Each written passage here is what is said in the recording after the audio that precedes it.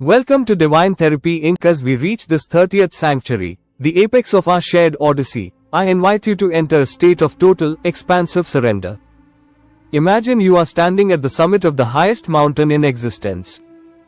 Below you lie the 29 valleys we have traversed, the valleys of grief, of anger, of shadows, and of gold. Behind you is the long, winding path of your history. Before you, there is no more path, only a vast, shimmering horizon where the sky meets the sea in a blur of eternal light. Take a breath that feels like it is pulling in the wisdom of every story we have told, a breath that fills every cell of your body with the frequency of home. Today, we are discussing the final integration. We are talking about the eternal threshold, that sacred moment where you stop becoming and start being.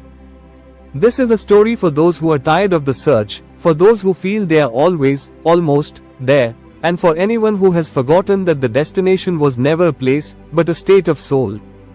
This is the story of a woman named Elara and the gate that was never locked. In a world obsessed with the climb, where the people spent their entire lives scrambling up the mountain of achievement, there lived a woman named Elara. In this world, the citizens were told from birth that they were incomplete. They were told that happiness lived at the peak, that peace was a prize for the successful, and that they must never stop pushing, striving, and fixing themselves. Elara was the most determined climber of all. She had mastered the valley of grief, she had conquered the forge of anger, and she had catalogued every future memory. She was a woman of immense spiritual wealth, yet she felt a persistent, gnawing hunger. She felt like a traveler who had visited every city on the map but still had no home. The psychological weight of this endless seeking was a profound, spiritual exhaustion. Elara suffered from the arrival illusion, the belief that the next book, the next therapy, the next relationship, or the next insight would finally be the one to fix her. Because she was always looking for the next level, she was never fully present in the current one. Her life felt like a rehearsal for a play that never premiered. She was a master of self-improvement, but she was a novice at self-acceptance. She was a woman who had gathered all the pieces of the puzzle but was too busy looking for more pieces to see the picture that was already there. One evening, at the very edge of the world, Elara reached a massive, golden archway that spanned the horizon. It was the eternal threshold. It wasn't made of stone or metal, but of a substance that looked like liquid starlight. There was no gate, no door, and no lock. But standing in the center of the archway was a figure who seemed to be made of the very air itself, a being with eyes that contained the beginning and the end of time. This was the guardian of the threshold. Elara dropped her heavy backpack, filled with the tools of her growth, and collapsed in exhaustion. "I have done the work," she cried. "I have faced the shadow. I have woven the gold. I have navigated the starless sea. Why am I still not there? What is the final secret? What do I have to do to cross?" The guardian looked at her with a love so fierce it felt like a sun.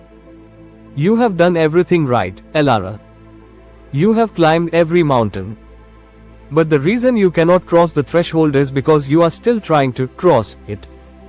You are still treating your life as a distance to be traveled, rather than a mystery to be inhabited. You are looking for there, when there is only here." The guardian showed Elara the mirror of integration. In it, she didn't see a broken woman trying to get better. She saw a magnificent, multidimensional being who was already whole. She saw that the grief she had carried was the depth of her ocean. She saw that her anger was the fire of her sun. She saw that her mistakes were the cracks that let her inner light shine through. Integration, the guardian said, his voice sounding like the resonance of 1,000 bells, is not about changing yourself. It is about allowing yourself. It is the moment you stop trying to heal your humanity and start honoring it. You have been treating yourself like a project to be finished. But you are not a project, you are a presence. The final lesson is that there are no more lessons. The final step is to stop stepping and realize that you have already arrived. He taught Elara the sacrament of the great I Am. He taught her that the threshold is not a boundary between here and there, but between resistance and surrender. To cross the threshold, she didn't need more knowledge. She needed to drop the seeker and become the dweller. She needed to realize that the guardian, the threshold, and the destination were all just reflections of her own consciousness. Elara sat at the base of the golden arch. She stopped looking at the horizon. She stopped reviewing her growth. She simply sat. She felt the wind. She felt the beat of her heart. She felt the raw, unadorned fact of her own existence. She realized that she didn't need to be perfect to be holy. She didn't need to be fixed to be worthy. The hunger in her chest vanished, replaced by a deep, oceanic stillness. In the moment she truly accepted her own incompleteness, she became infinite. The archway began to shimmer. It didn't open because it was never closed. It simply dissolved. Elara realized that the city of light she had been seeking was the very world she had been standing in all along. The grey stones, the long paths, the difficult valleys, they were all made of the same starlight. She was no longer a climber, she was the mountain. She was no longer a traveler, she was the road. She returned to the world below, but she was unrecognizable. She didn't carry a backpack. She didn't offer advice. She simply offered her presence. When she looked at people, she didn't see their problems or their traumas, she saw their hidden wholeness. She became a mirror of the threshold, showing everyone she met that they were already there. She taught the climbers that the peak is just a different view of the base. She taught the seekers that the one they are looking for is the one who is looking. Elara lived the rest of her life in a state of eternal arrival. Every breath was a homecoming. Every moment was a milestone. She realized that the greatest achievement of a human life is not to reach a destination, but to finally, fully, and radically inhabit the present. If you are watching this today, and you feel like you are almost there, if you are exhausted by the self-improvement loop, if you feel like you are still not enough, despite all your growth, and you are waiting for a final sign that you have made it, please know that we see you. We know the weight of the endless climb. We know the fatigue of the seeker. We know the fear that you will never be fixed. But at Divine Therapy Inc., we want to remind you of Elara's final discovery. The gate is not locked. The threshold is a lie. You are not getting there, you are already here. You are not a work in progress, you are a masterpiece in presence. All the stories we have told, the alchemists, the weavers, the blacksmiths, they were all just different ways of helping you look at the person you already are. What would happen if you stopped trying to fix yourself right now? What if you took all the energy you spend on becoming and poured it into being?